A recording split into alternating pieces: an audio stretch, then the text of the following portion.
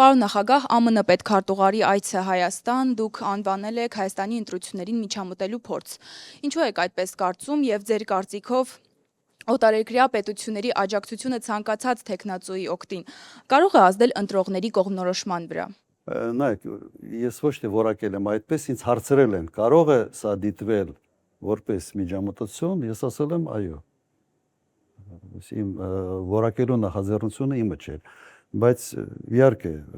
նման իրավիճակներում մի քանի օր մնացած միջև ընտրությունները, ցենց հրատապ այց չհայտարարված ոչ հայտնի հանրությանը օրակարգով եւ ցենց նպատակով իհարկե այդպիսի մտահոգությունների տեղիք տալիս է։ Սա կա։ Հատկապես մենք տեսնում ենք, որ վերջերս քարոզարշավի մաս է դարձրել նաև եվրոպական որոշ երկրներից պատվիրակությունների այցը։ Երբ նայում ես թե վերջապես ինչ բովանդակային փաստաթղթեր են ստորագրում, առանձնապես բան չկա, բայց այցը որոշակի քարոզչական բնույթ անկասկած կրում է։ Ինչն է ստեղված, մենք դառնում ենք աշխարհաքաղաքական, այսպես ասենք, մրցակցության կենտրոնում, ինչը լավ տեղ չի բերելու Հայաստանի համար։ Կարող է ցանկացած պետության աջակցություն ինչ-որ տեխնացուի դիտվել որպես ընտրողներին, այսպես ասած, կողմնորոշման վրա ազդել։ Օրինակ, մենք տեսնում ենք, թե ինչպես են իշխանականներն ասում, որ Ռուսաստանը ընդդիմադիրներին է աջակցում։ Ես Ռուսաստանից որևէ հայտարարություն ընդդիմադիրների օգտին չեմ լսել, բայց եվրոպական երկրներից հայտարարություններ իհարկե կան։ Եվ ոչ մեկ հայտարարություն է, այլ ուղղակի սա արդեն ոչ է։ Նայեք, երևի 10-15 տարի առաջ դա կհամարվեր վատ դրսևորում, այսպես ասենք, բայց հիմա ամեն ինչ խառնվել է եւ տվյալ դեպքում պետք է հանգիստ նայել այս ամենը։ Ինքը լավ չի, ինքը փորձ է ազդել ընտրությունների վրա եւ այսօր այն կողմը, որը փորձում է ընտրությունների վրա ազդել, փորձում է հիմնավորել դա մյուս կողմի ազդեցության փորձերով։ Եվ այսպես փոխադարձ անընդհատ էսկալացիայի այսպես աստիճաններով բարձրանալը լավ տեղ չի կան։ Պարոն նախագահ, ընտրությունների նախաշեմին Ռուսաստանի Դաշնությունը սանկցիաներ է կիրառում հայ տնտեսվարողների մթերքների վրա, որոնք որ արտահանվում են ԵԱՏՄ շուկա։ Դուք այստեղ քաղաքական ենթատեքստ տեսնում եք, թե ոչ։ Վերջերս նաև սանկցիա կիրառվեց Ջերմուկ գրուպի ապրանքանիշի վրա։ Մեզ հայտնի է, որ Ջերմուկ գրուպը պատկանում է Վայոց-Ձորի մարզպետի, քպական մարզպետի հորը։ Շատերը հենց այստեղ քաղաքական ենթատեքստ են տեսնում։ Ռուսաստանի Դաշնության նախագահը շատ ուղիղ ակնարկել է, որ պետք է Նիկոլ Փաշինյանը ընտրություն կատարի ԵԱՏՄ-ի եւ ԵՄ-ի միջև։ Դուք ինչպես եք տեսնում այդ ընտրության ելքը, այսինքն դուք ինքներդ կարող եք ընտրություն կատարել եւ կարող եք ընտրել երկուսը միաժամանակ, ինչպես եք դա տեսնում համատեղությունը։ Նիկոլ Փաշինյանը ասում է, որ եթե իրենից բացի դուք, Սամվել Կարապետյանը եւ Գագիկ Ծառուկյանը գան իշխանության, ապա անխուսափելի է լինելու պատերազմը եւ ամբողջ քարոզարշավի երրորդ հարկն է կառուցում այդ հարցի վրա։ Լավ, երեք հարկանի հարց է դառնում։ Ես կառաջարկեի, եթե պետք է մենք մի ԵԱՏՄ-ն ավարտենք։ Մի 2-3 անգամ կարող ենք sense պատասխանել այ։ ԵԱՏՄ-ի մասով։ Նայեք, ակնհայտ է, որ ԵԱՏՄ-ը եւ Եվրոմիության անդամակցությունը անհամատեղելի է։ Սա ընդունում է նաեւ Հայաստանի իշխանությունը։ Բայց ինչ է ասում Հայաստանի իշխանությունը, ասում է մենք բռնել ենք այս ճանապարհը, դուք սպասեք, երբ որ մենք կհասունանանք, պատրաստ կլինենք, մենք ձեզ կասենք։ Ռուսաստանի պես խոշոր երկրների հետ այսպիսի լեզվով չեն խոսում։ Ոչի չեն խոսում։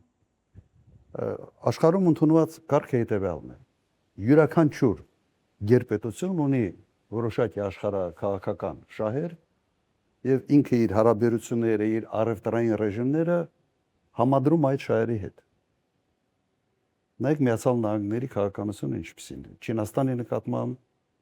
Կանադայի, Մեքսիկայի, նույնիսկ բարեկամ երկրների նկատմամբ տարիֆային քաղաքականությամբ փորձում է ինչ-որ սիգնալներ տալ, այսպես ասենք, ինչ-որ բան ցույց տալ, իր ուժը, իր կարողությունը։ Այդ տեսանկյունից Ռուսաստանը չափազանց համբերատար է։ չափազանց համբերատար։ Բայց մոտեցումը հետևյալն է, եթե դու բարեկամ երկիր ես, ուրեմն քո հետ մեկ առևտրային ռեժիմների մեջ կարող ենք լինել։ Եթե դու դուրս ես գալիս այդ բարեկամ երկրի կարգավիճակից, գնում ես դեպի երկրներ, որոնք Ռուսաստանի հետ ճշնամացած են այսօր, ուրեմն դու այլ ռեժիմների մեջ կարող ես հայտնվել։ Եվ սրա մասին իրենք ասում էին, սա բան չէ, հանկարծակի չէ։ Առնվազն վերջի 2 ամսվա ընթացքում Ռուսաստանի պաշտոնյաները անընդհատ դա հուշում են։ Ես իմ ելույթներում միշտ ասում եի, որ զգուշ եղեք։ Չի կարող երկրի արտաքին քաղաքականությունը համահունչ չի լինի երկրի տնտեսական շահերի հետ։ Այն ինչ անում է այսօր Հայաստանի կառավարությունը, հակառակ ուղղությամբ է տանում երկրի տնտեսական շահերը։ Սա խփելու է ուղղակի ժողովրդի բարեկեցության վրա։ Ինչ մենք արդեն տեսնում ենք դրսևորումները։ Իմաստը պետք չի զարմանալ, սա պետք է հարցնել հետևյալը։ Այս կառավարությունը այս հաշվարկները արել է, թե իրենց համար, չգիտեմ ինչի, դա անակնկալ է։ Թե մտածել են, թե այնուամենայնիվ սենց էլի կուլ կտան, էլի բան չեն անի։ Ինձ համար սա սպասվելիք իրադարձությունների մի շղթայի սենց հետևողական շարունակությունն է։ Օքեյ, ասում են ժողովուրդն է, հա, տուժում։ Երկրի Ժողովրդի ժողովուրդն մասին պետք է մտածել։ Չէ, Ռուսաստանի Դաշնությունից։ հիմա դուք ինչ եք առաջարկում, Ռուսաստանի Դաշնությունը մտածի մեր ժողովրդի մասին, թե առաջերտին մեր կառավարությունը մտածի մեր ժողովրդի մասին։ Ենթադրում եմ, որ առաջերտին մեր կառավարությունը պետք է մտածի մեր ժողովրդի մասին, առաջերտին։ Եվ չանի քայլեր, որոնք խփում են այդ հենց մեր ժողովրդի բարեկեցությանը։ Իսկ Ռուսաստանի Դաշնությունը ինքը առաջնորդվելու է առաջերտին իր պետական ազգային շահերով։ Ուրիշ մոդել ուղղակի չկա։ Իմ տպավորությամբ ես ուղղակի գնահատական կտամ իմ sense հայացքով ոնց եմ տեսնում։ Իրենք համարում են, որ հայ ժողովուրդը բարեկամ ժողովուրդ է, շատ են ուզում, որ Հայաստանի Հանրապետությունը լինի բարեկամ երկիր, բայց այն հարցազրույցները, այն հայտարարությունները, որ անում են պաշտոնյաները, նշանակում է, որ բարեկամ երկիր տեսնելով Հայաստանին, իրենք տեսնում են ոչ բարեկամ կառավարություն։ Եվ փորձում են այդ կառավարությանը հուշել, որ սա անվերջ չի կարող շարունակվել եւ սա հետևանքները ունենալու։ Վլադիմիր Պուտինի հետ հեռախոսով 200 անգամ խոսելը Նիկոլ Փաշինյանը հայտարարել։ Ինչի մասին է վկայում։ Վատ թե լավ հարաբերություններ։ Ես կարծում եմ, որ ենթադրում եմ, որ Նիկոլ Փաշինյանը մտածում է, թե այս ներքին կորուծիտներում իր հաջողությունը նաեւ արտաքին կորուծիտների հույս է տալիս։ Ենթադրում եմ սա։ Բայց արտաքին հարաբերություններում այդ կորուծիտներ հասկացողությունը ուրիշ անուն ունի, կոչվում է դիվանագիտություն։ Եթե դու դիվանագիտությունը խառնում ես կորուծիտների հետ, վերջի անպայման մի փոսի մեջ ես հայտնում։ Այն երկիրը չի, որը չի հասկանում կամ չի տեսնում, թե դու ինչ ես անում։ Պարոն Քոչարյան, ես մի քանի հարց ունեմ, որոնք բխում են հազարավոր սյունեցիների մտահոգություններից, բայց մինչև հարցերս ձեզ ուղղելը կուզենայի տեղեկացնել, որ Սյունիքի բնակչության մի ստվար հատվածը ձեզ հիշում է բացառապես դրականորեն։ Ես մի քանի ուրեմն իրադարձություն եմ ուզում հիշեցնել։ Առաջինը մենք չենք մոռացել, որ ձեր պաշտոնավարման ընթացքում կառուցվեց Կապանը ծավով Մեղրիին կապող այլընտրանքային ճանապարհը, որի կարևորությունը մենք զգացիք հատկապես Արցախյան երրորդ պատերազմի ժամանակ։ Դուք քանիցս այցելել եք եւ այդ ճանապարհի կառուցումը անմիջապես համակարգել եք։ Այնուհետև ձեր պաշտոնավարման ընթացքում Գորիս քաղաքը եւ շրջանի գյուղերի մեծ մասը ապահովեցին հիմնովին, ապահովեցին խմելու ջրով, ընդ որում պատմության մեջ առաջին անգամ։ Այնուհետև ես հիշում եմ, երբ որ 2000-ականների սկզբին մի քանի ամիս, եթե ոչ մեկ տարի, հարկադիր պարապուրտի մեջ էր Ագարակի պղնձամոլեբդինային կոմբինատը եւ ձեր միջամտությամբ լուսահոգի Մաքսիմ Հակոբյանի միջոցով դուք կարողացաք վերականգնել Ագարակի պղնձամոլեբդինային կոմբինատի գործունեությունը եւ մոտ 1000 հանքագործ վերադարձավ հիմնական կայուն աշխատանքի։ Եվ ուզում եմ նաև շեշտեմ, որ հենց ձեր պաշտոնավարման օրոք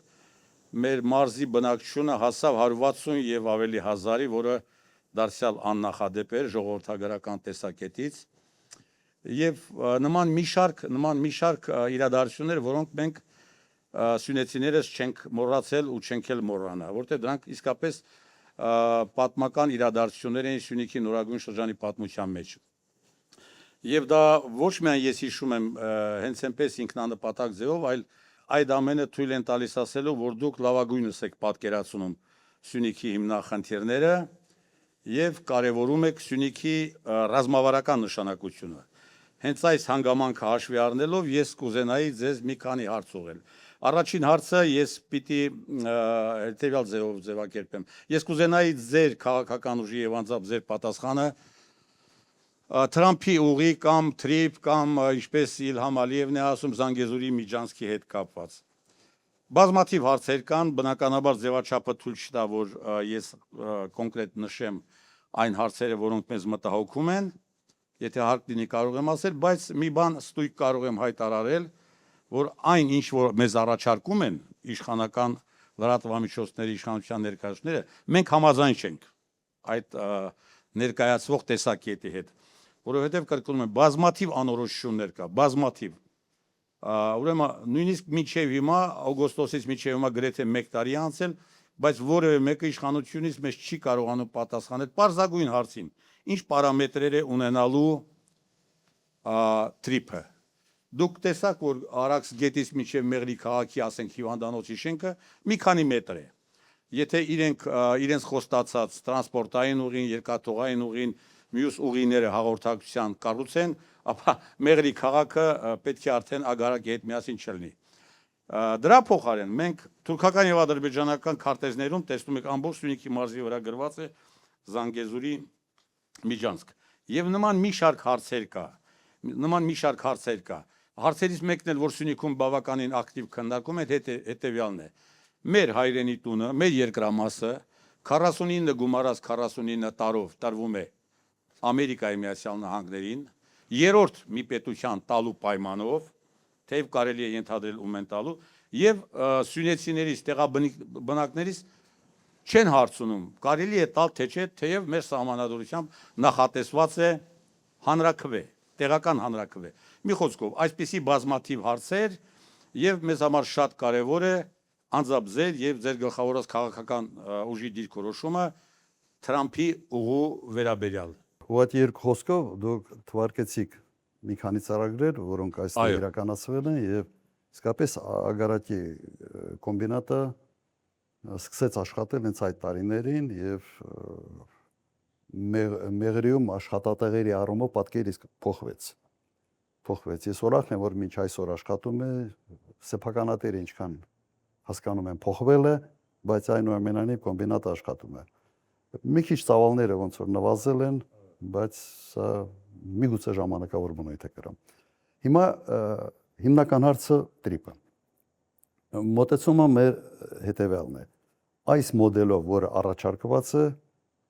ինքը Հայաստանի Հանրապետությանը գրեթե ոչինչ չի տալիս։ Գրեթե ոչինչ։ Ուրեմն տրիպը Հայաստանին ինչ որ բան տալու համար պետք է երաշխավորված լինի, որ այդ երկաթուղին հասնելու է մինչև Երասխ։ Այդ համաձայնագրի մեջ, այդ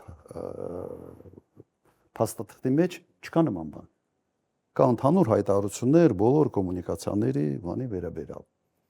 Իմ ձևակերպումը հետևյալն է։ Տրիպը Միացյալ Նահանգների ծրագիրն է Հայաստանի Հանրապետությունում Թուրքիայի եւ Ադրբեջանի համար։ Իմ ձևակերպումը սա է։ Ես չեմ տեսնում նաեւ Միացյալ Նահանգների ուղիղ շահերը այստեղ, ավելի ճիշտ տեսնում եմ շահը Իրանի սահմանում ներկա լինելու հանգամանք։ Սա հիմնական ոնց որ Միացյալ Նահանգների շահն է։ Այդ տեսանկյունից սա պրոբլեմային է։ Հատկապես եթե Հայաստանի բաժնեմասը այս ծրագրում ընդամենը 26%-ը 42 կիլոմետրանոց հատվածից տրանզիտային մուտքերը 26%-ը փող չի ընդհանրապես։ Ընդհանրապես։ Որը մոտեցումը հետևյալն է։ Կամ տրիպը ընդլայնել, մեծացնել մասշտաբը, ես տեսնում եմ նաև առաջարկը հետևյալն է, հասնել մինչև երասխ, այդ դեպքում երաշխավորված կլինի ամբողջ ծրագիրը, եւ իհարկե դա չի կարող լինել միայն Միացյալ Նահանգների ներկայացումը։ Մենք Իրանի Իսլամական Հանրապետության հետ լրջագույն խնդիրներ ունենալու ենք։ Ես չեմ կասկածում։ Ուրեմն կամ պետք է այդ ծրագիրը համալրվի այլ պետություններով, որոնց նկատմամբ Իրանի վստահությունը կա, եթե չի համալրվում, ապա խնդրալուց ծրագիրը զուտ աշխարհական շահերի բախման առումով։ Դե պարոն նախագահ, ներողություն, դե նաև կա մի մեծ սուտ, որի փր դա նպատակ ունի Ադրբեջանի արևմտյան շրջանները Զանգելանի տարածքից ասենք կապել Նախիջևանի ինքնավար հանրապետության հետ, բայց մենք նայեք, կա մեկ այլ տարբերակ։ Ճանապարհը կառուցել, երկաթուղ են կառուցել մեր միջոցներով եւ որպես sense կապող ճանապարհ Ադրբեջանի եւ Նախիջևանի կարող է հանգիստ աշխատել առանց աշխարհակահաղական կոմպոնենտի։ Գումարները մեծ չեն այստեղ եւ Հայաստանի Հանրապետությունը շատ հանգիստ ի վիճակի է դա անել։ Ինձ մտահոգում է հետեւյալը, որ այդ ծրագիրը անպայման լարվածություն է ստեղծելու Հայաստանի եւ Իրանի միջև։ Չի կարող այդ լարվածությունը չլինել։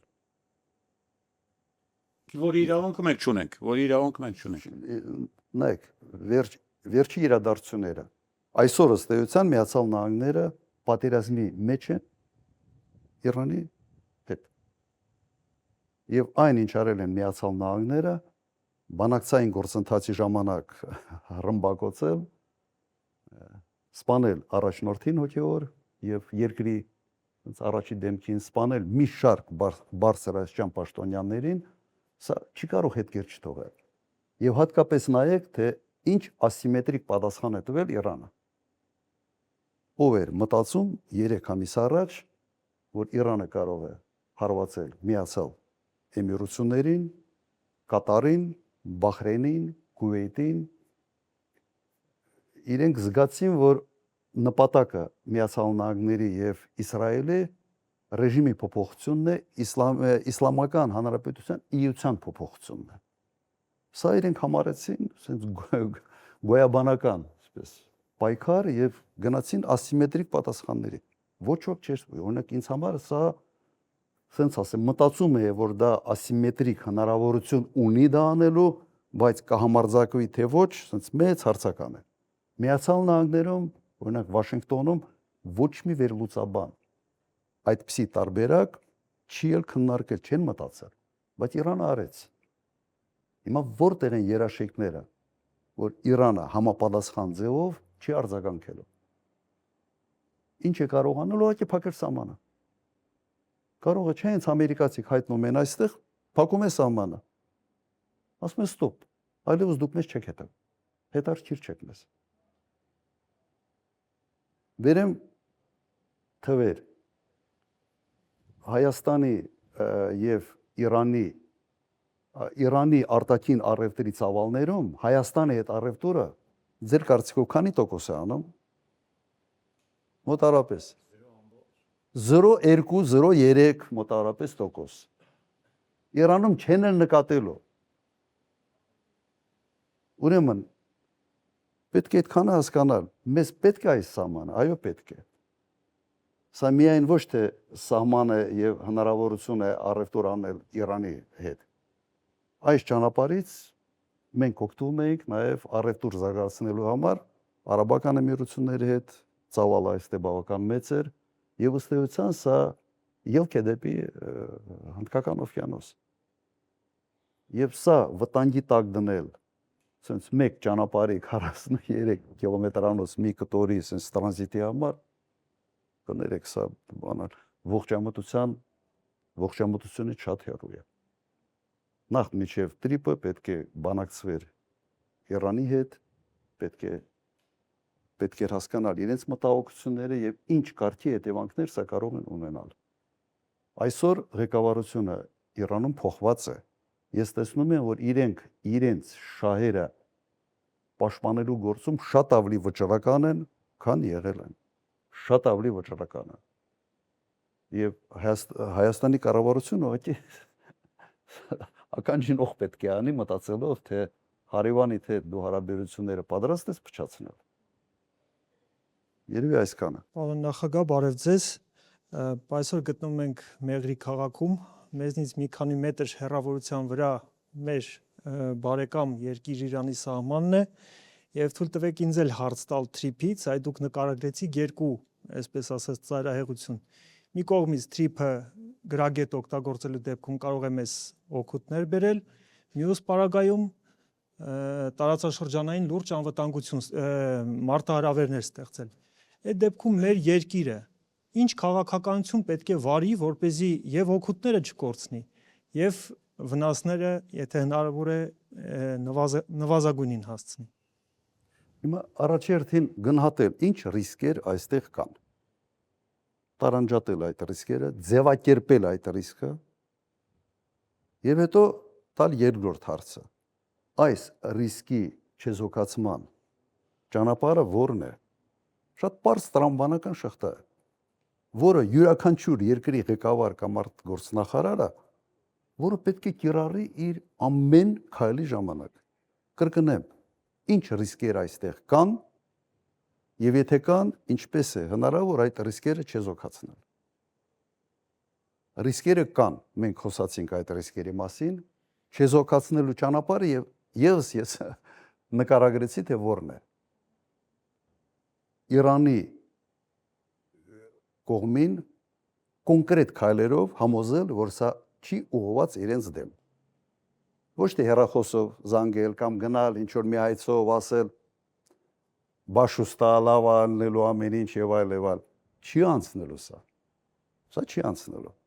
Կոնկրետ քայլը հետեւյալն է։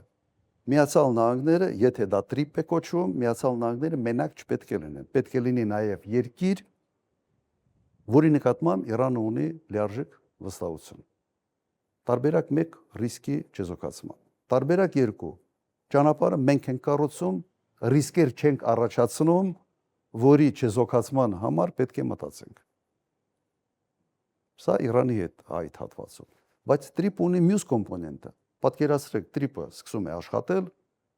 Ղարսից երկաթուղի Թուրքիան երկաթուղի է կառուցում, միանում են եւ տարիներ անց ռիսկերը գալիս է Իրանի հետ հարաբերություններում, բայց երասիգիծը տենց էլ չի աշխատում։ Հետո ուրեմն մենք պետք է տեսնենք ինչպես ենք մենք կարող երաշխավորել մեր շահերի ներգրավում այդ ծրագրի մեջ։ Այսօր որևէ կերպ դա երաշխավորված չէ։ Որևէ կերպ։ Ուրեմն երկու մասի ես բաժանեցի։ Մեկը ռիսկերի չեզոքացում, առաջարկը տվեցի, մյուսը իսկ մենք այստեղ որտեղ ենք։ Մենք այս գործում կանք, թե չկանք։ Մենք դիտորդ ենք, էլի, սենց նայելով ենք, թե երկաթուղին ոնց է գնում գալիս դեպի Թուրքիա։ Գնացքները։ Երևի այսքանը։ Նախագահ, այդ դեպքում թույլ տվեք մեկ ճշտող հարցել թրիփի մասով,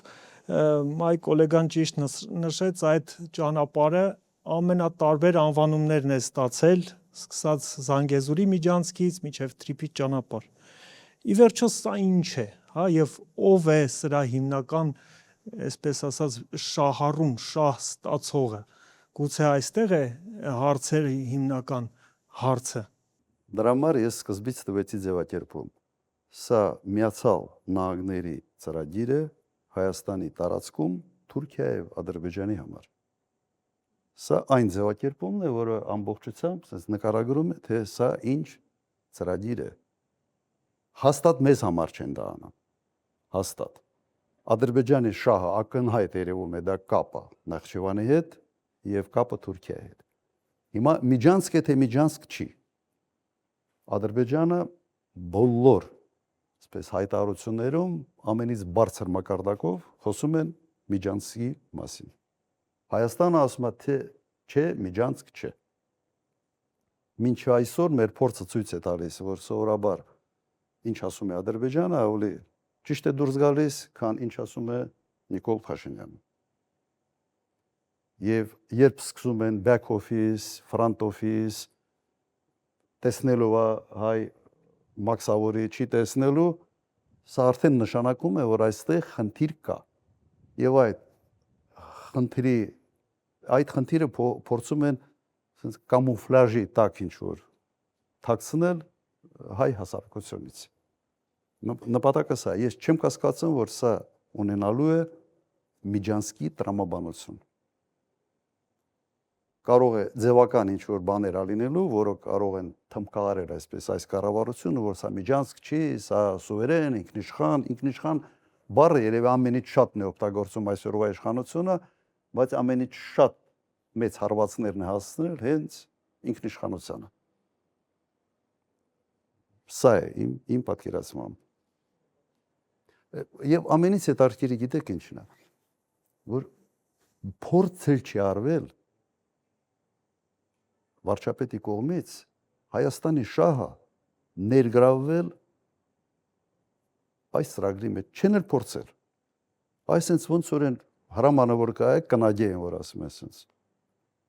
Այդ տուզիկության այդ բանը ուղղակի ապշեցուցիչ է ինձ համար։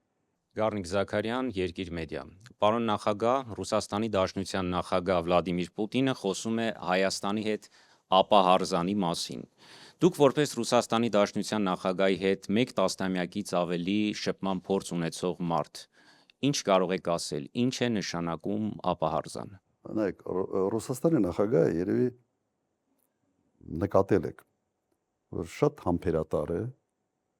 եւ միշտ փորձում է ավելի մեղմ, հնարավորինս մեղմ ձևակերպումներ տալ։ Բայց նաեւ ամբողջ sense պատմությունը եւ իր գործունեությունը թույլ է տալիս, որ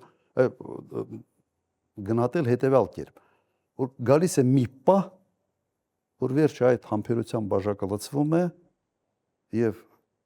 ինքը անձամբ եւ երկիրը պատրաստ է լինում շատ կտրուկ քայլերի։ Նայեք Ուկրաինայի հետ ինչ եղավ։ Մինչ այդ համբերատար փորձում էին, ես ներկայ եմ եղել, նաեւ իմ ժամանակ սկսել էր այդ Ուկրաինայի դեպի արևմուտքը դեպի ՆԱՏՕ այդ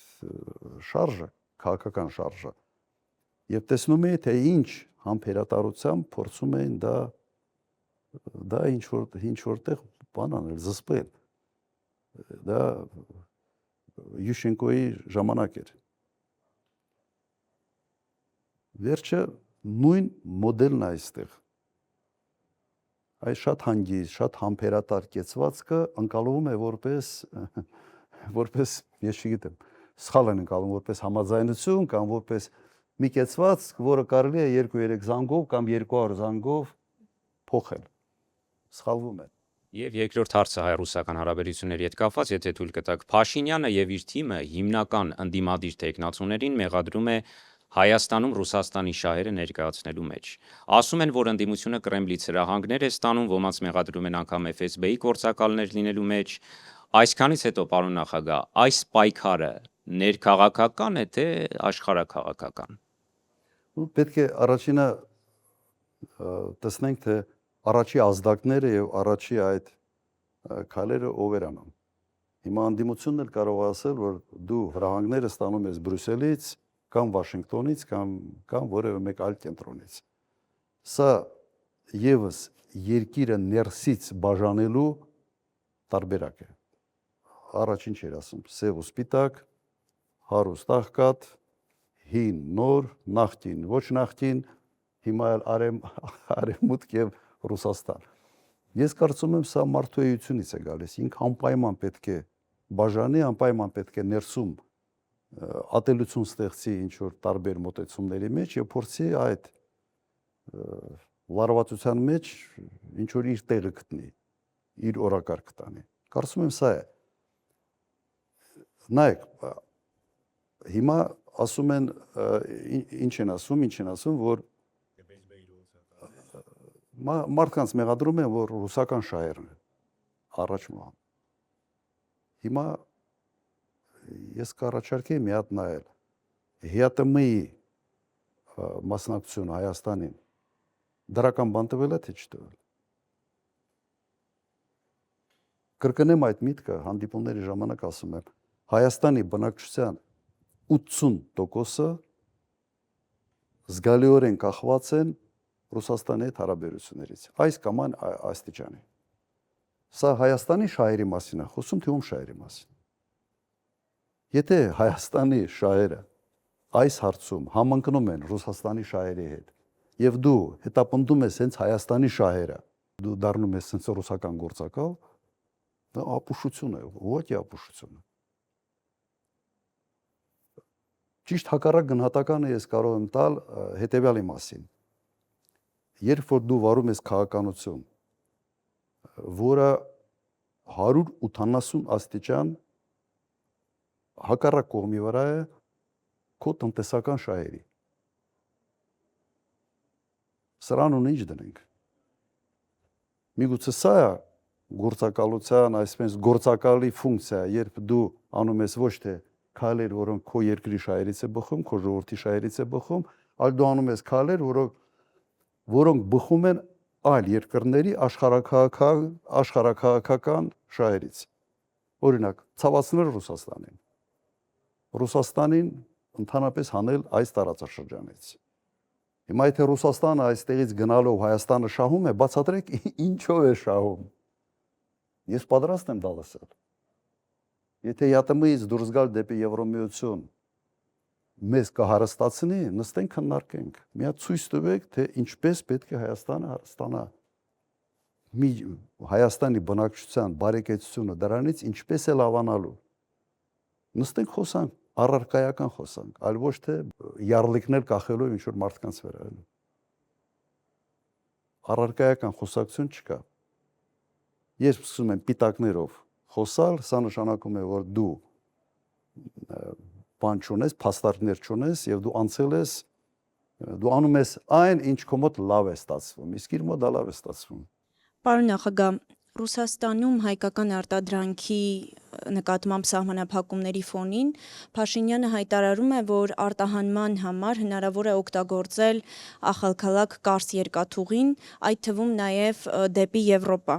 Ձեր կարծիքով սա իրական լուծում է այդ խնդրին եւ արդյոք Հայաստանը կարող է այդ կերպ շրջանցել ռուսական, այսպես ասած, պատժամիջոցները։ Իսկ դու ինչ ունես Եվրոպա արտահանելով։ Այդ դեպքում կառավարությունը պետք է ասի հետևյալը. Ժողովուրդ ջան, մենք այս դժվարությունները տեսնելով պայմանավորվել ենք Եվրոմիության հետ, որ մեր ամբողջ գյուղարտադրանքը կարտահանվի Եվրոմիություն։ Ասում են դա։ Ոչ։ Հիմա 98% գյուղ արտադրանքի արտահանվում է Ռուսաստան։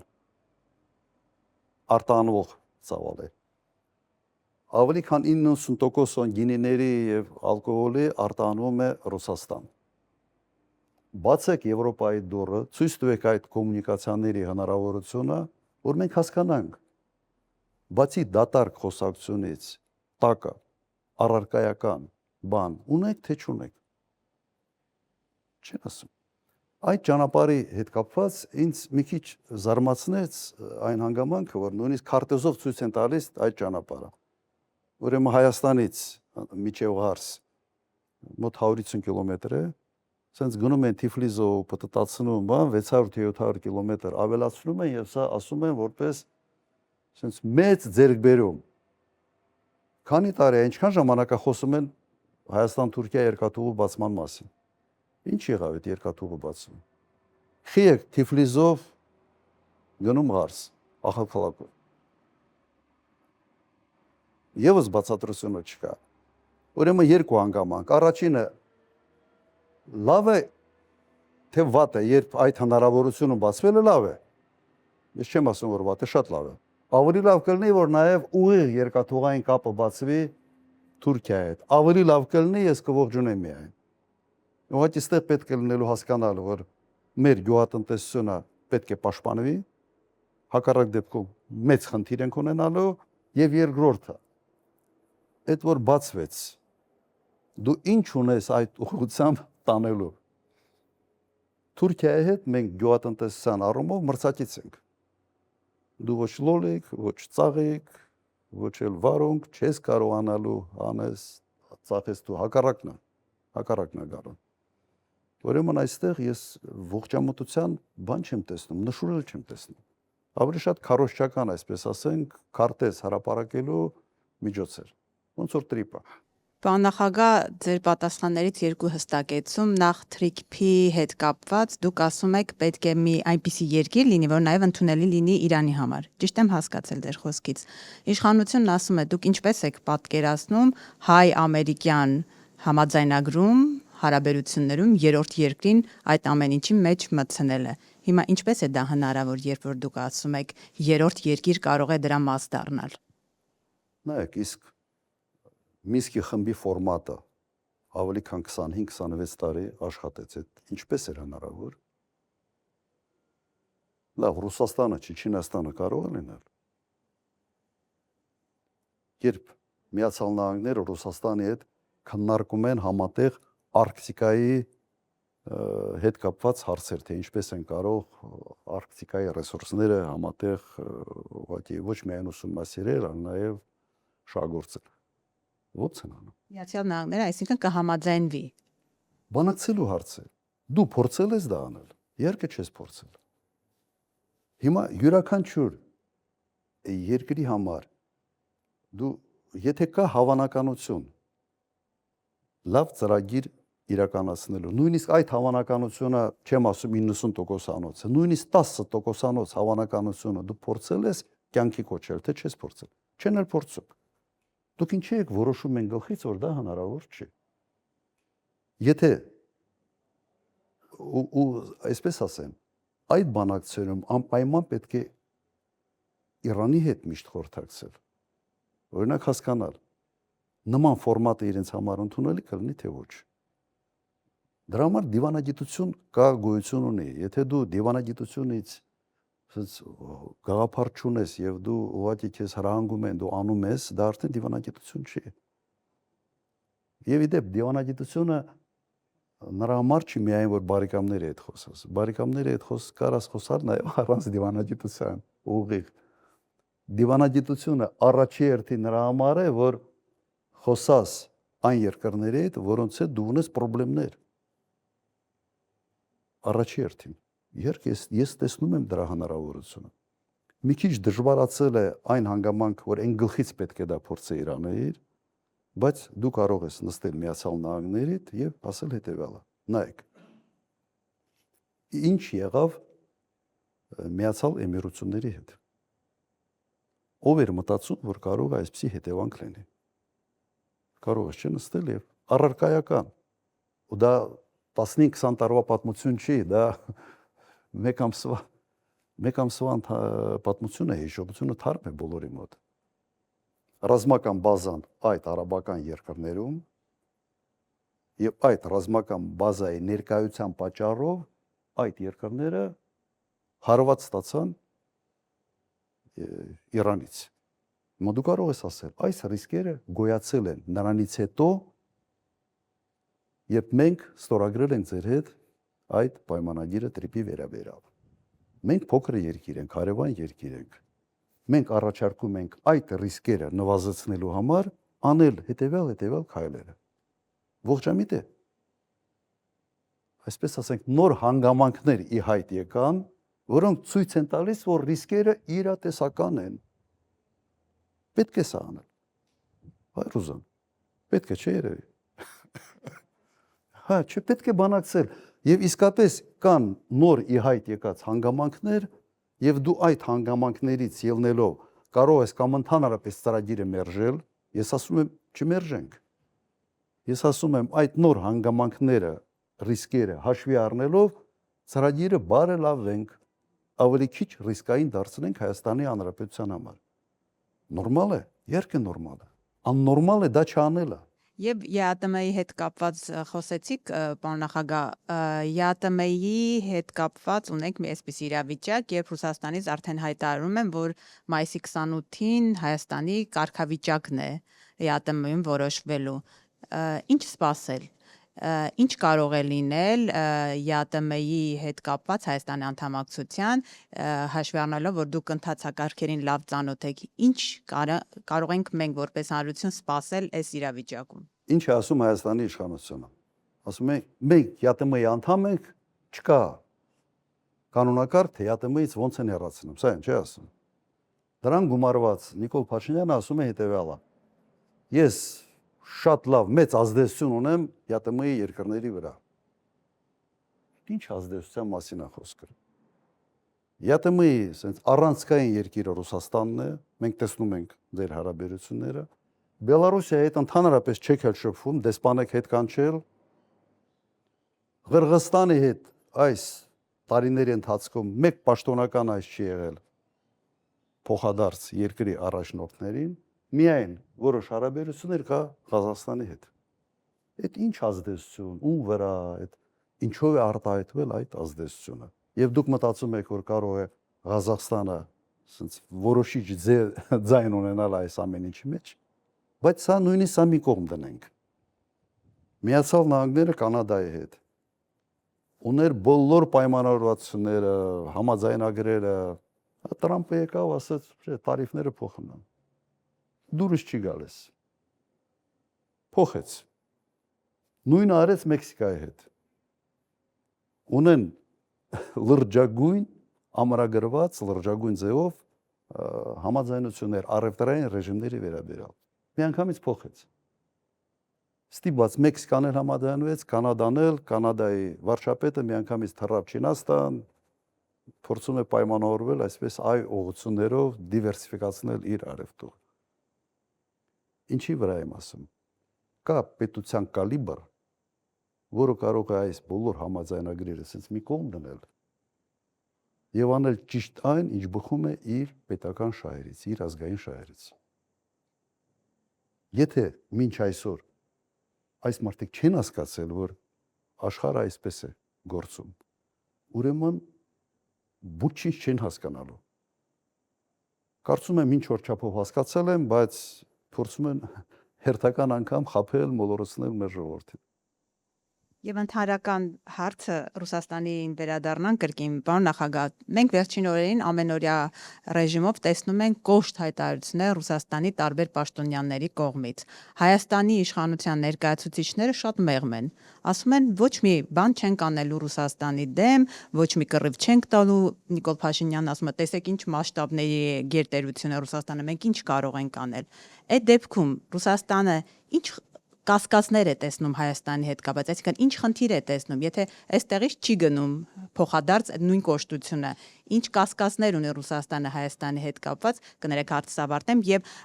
այն հիշեցումը Ռուսաստանի կողմից, երբ որ պաշտոնյաները Ուկրաինայի տարբերակն են խոսում, միջև ուր կարող է Ռուսաստանը, ինչքան հեռու կարող է գնալ Ռուսաստանը։ Նայեք, սա հայտարարությունների բախում չի։ Ես կցանկանայի, սա մենք ճիշտ գնահատել, թե ինչ է կատարվում։ Հայտարարությունները Ռուսաստանից դա հետևանք են կոնկրետ քաղաքական քայլերի։ Հետևանք են։ Հայտարարություններով ասում են խելքդ հավաքի։ Թե չէ կարող է լինել այս քայլերը կարող են լինել։ Առաջինը Եվրոմիության անդամակցելու վերաբերյալ օրենք։ Մեկ նախադասություններ ոչ մի բովանդակային հարց, բայց Ռուսաստանի ընկալումը հետևյալն է։ Եվրոմիությունը այսօր թշնամացած է Ռուսաստանի հետ։ Դու որոշում ես կայացրել,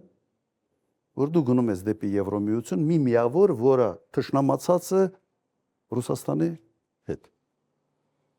Սա պետք է անհանգստություն առաջացնի Ռուսաստանում, թե ոչ։ Երբ է պետք է։ Օրենք ընդունող ով է եղել Հայաստանի Հանրապետությունը։ Այն բանը մեծ այդ ժողով, որը եղավ Հայաստանում եւ Զելենսկու հրավերը։ Սա Ռուսաստանը պետք է նորմալ ընդուներ։ Զելենսկու հայտարարությունը սա նորմալ պետք է ընդունել։ Բայց դու անում ես քայլեր ակնհայտ թշնամական քայլերից հետո մի երկու հարցազրույց ես տալիս։ Մենք չենք բանանելու, ամեն ինչ լավ է եւ այլ 200 հեռախոսազանգ աղբերություն, ընկերություն։ Դա աշխարհակահաղական կոռուպցիա։ Ուղղակի աշխարհակահաղական հարցերում կոռուպցիաները չեն անցնում։ Այդքան բան։ Կրկնեմ, սա հայտարարությունների սենց բան չէր, էլի բախում չի։ Սա կոնկրետ քաղաքական գծի նկատմամբ Ռուսաստանում արդեն ձևավորված քաղաքականության արտահայտությունն է։ Եվ ես համարում եմ, որ Հայաստանի կողմից դա անպատասխանատու քայլ էր։ Նիկոլ Փաշինյանը սովորել է, որ կարող է ինչ-որ քայլեր անի, հետո գնա մեղմի, ինչ-որ ձևի տակից դուրս գա։ Ընկերներ ենք, դες մրցակից է հայտնվել, Պուտինի ընկերն է Փաշինյանը, պարոն Քոչարյան։ Դե հիմա ինչ ասեմ։ Ինչ ասեմ, Տրամպի ընկերն է, Պուտինի ընկերն է, Զելենսկու ընկերն է, Տիխանովսկու ընկերն է։ Բոլորի ընկերն է։ Հիմա ես չգիտեմ, օրինակ կենցաղում հնարավոր է ընկեր լինել ակնհայտ թշնամիների եւ մյուսի հետ եւ մյուս։ Կարաս միջնորդ լինես, դա ուրիշ հարց է։ Բայց դու չես կարող ընկեր լինել բոլորի հետ։ Հիմա սա իսկապես խնդիր է, սա առաջինը Ռուսաստանում սա անցալում է որպես անհարգալից վերաբերմունք այդ մասշտաբի երկրի նկատմամբ, որտեղ Ռուսաստանի ընկալումը ինքնանկալումը Ռուսաստանում ուրիշ է, իրենք իսկապես գերպետություն են։ Այսօր կա Միացյալ Նահանգներ, Չինաստան, որոնք արդեն հավասար են, որոշ հարցերում Չինաստանը անցել է, եւ երրորդ տեղը Ռուսաստանն է։ Դու չես կարող այդպես վարվել այդ մասշտաբները ունեցող երկրների հետ։ Եվ իդեպ որից կախվածությունը քո հսկայական է։ Ընդհանրապես 0.7%-ն է Ռուսաստանի արտաքին առևտրում քո առևտրի ծավալները։ Եվ այդ կախվածությունը ունենալով այսպիսի անհարգալից վերաբերմունք դրսևորել այդ երկրի նկատմամբ, ես նույնիսկ չգիտեմ սա բան իմ նորմատիվային լեքսիկան թույլ չտալիս ձևակերպում տալ, թե սա ինչ է նշանակում։ Չի կարող անպատասխանատվություն։ Պարոն նախագահ, գործող իշխանությունը Արցախ վերադարձի հարցը բարձրաձայնելը համարում է հրահրիչ, կոնֆլիկտածին, պատերազմի վտանգը մեծացնող։ Դուք Արցախից եք, ես եւ Նինան ենք եկել այստեղ Արցախից։ Հիմա քանի, այսպես ասած, արցախցիներով հավաքվել ենք, այն էլ Արցախին այսքան մոտ, Արցախ վերադարձ խաղաղ ճանապարհով հնարավոր է միջազգային իրավունքներին համապատասխան եւ դուք ինչպես եք պատկերացնում։ Այո, մեր ծրագրային նաև դրույթներից է Արցախ վերադառնալու իրավունքը դա անբաժանելի իրավունքն է արցախայության։ Եվ ես չեմ համարում, որ սա կոնֆլիկտացին է։ Նույնպես կոնֆլիկտացին չի ցեղասպանության հարցի հետամուտ լինելը ցեղասպանության հարցի ճանաչմանը։ Ուրեմն սա նաև վերջ կա միջազգային դատարանի որոշում կան Եվրո դատարանի հայտարարությունները այդ հարցի վերաբերյալ։ Չեմ կարծում, որ դա կոնֆլիկտացին է, հակառակը դա բանակցային գործընթացում որոշակի դիրքերի ամրացում է Հայաստանի կողմից։ Այո, հնարավոր է։ Այս պահին ռեալ է թե ոչ, երևի ռեալ չի այս պահին։ Խոսքը պետք է գնա երաշխավորված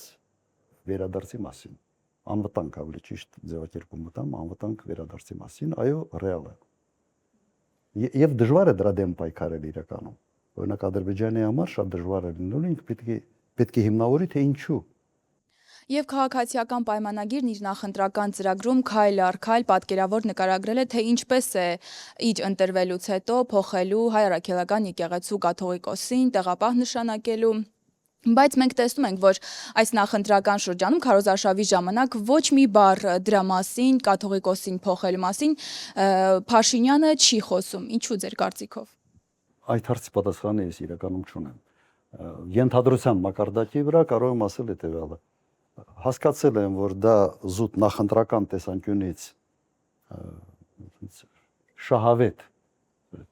մոտեցում չի շատ խոսալի եկեղեցու մասին, նաև հույսը դնում են նրա վրա, որ ծրագիրը շատ մարդ չի կարդում եւ այդ ծրագրից իրենք չեն էլ համարյա խոսում, մենք ենք անընդհատ հիշատակում այդ ծրագրային կետը իրենց մոտ։ Թե ինչի են գրել այնուամենայնիվ ծրագրի մեջ, կարծում եմ սա ինչ որ տեղից հրանք են ստացել, որովհետեւ ուրիշ ողջամիտ ռացիոնալ բացատրություն այստեղ ես չեմ տեսնում։ Ինչ որ մեկին փորձում են համոզել, որ ինչ որ բան անելու են հայ առաքելական եկեղեցու դեմ։ Հիշեցնեմ, հարձակումը սկսեցին, երբ վեապարը Արցախի հարցի վերաբերյալ դրսում Շվեյցարիայում եթե չեմ սխալվում համապատասխան մեծ ժողովի ժամանակ ուղղակի հնչեցրեց։ Ուրեմն ինքը մի կողմից դա շատ հրապարակային չի ուզում դարձնի, որ նախընտրական, այսպես ասենք, տրամադրությունների վրա չազդի, բայց ծրագրում գրել են, որ ցույց տալու համար, որ գիտեք, ես այնուամենայնիվ իմ ծրագրում սա կա։ Ուրիշ բացատրություն այդտեղ չկա։ Ինչպես արդեն գործընկերներս նշեցին, Մեղրիում ենք մամուլի ասուլիս անցկացնում, խորհրդանշական վայր է։ Եթե Հայաստանի այլ հատվածի մի բնակչի, որը երբևէ չի գտնվել Սյունիքում, հարցնենք Մեղրին ումն է, գուցե ասի Ադրբեջանինը, քանի որ ձեր կառավարման տարիների հետ կապված պարբերաբար շահարկվում է, որ դուք Մեղրին Արցախով փոխարինելու ծրագիր եք ունեցել, այնուամենայնիվ այդպիսի բանակցություններ ձեր կառավարման ժամանակահատվածում եղել է, թե ոչ, եւ երկրորդ հարցը Նիկոլ Փաշինյանը պնդում է, որ եթե իր փոխարեն իշխանության գաք դուք, Սամվել Կարապետյանը եւ Գագիկ Ծառուկյանը, ապա պատերազմը անխուսափելի է լինելու, քանի որ հայտարարվել է, որ դուք խաղաղության նախաստորագրված պայմանագիրը վերանայելու եք։ Դուք նախորդ հայտարարությունների ժամանակ պնդել եք, որ ձեր ղեկավարած երկրի վրա Ալիևը չի հարձակվելու, հղում անելով նախորդած տարիները ձեր կառավարման, որ պատերազմ երբևէ կամ ռազմական էսկալացիա երբևէ չի եղել։ Հիմա եւս պնդում եք, որ ձեր կառավարման ժամանակ պատերազմ չի լինելու եւ ինչպես կարձագանքեք Նիկոլ Փաշինյանի այդ պնդմանը, որ եթե գաք իշխանության պատերազմ է լինելու։ Առաջինը դա Մեղրի հարց։ Ես հիշեցնեմ, որ կառավարությունը կոնկրետ վարչապետը հրապարակեց բանակցային գործընթացի բոլոր փաստաթղթերը բացի Կիևեստի։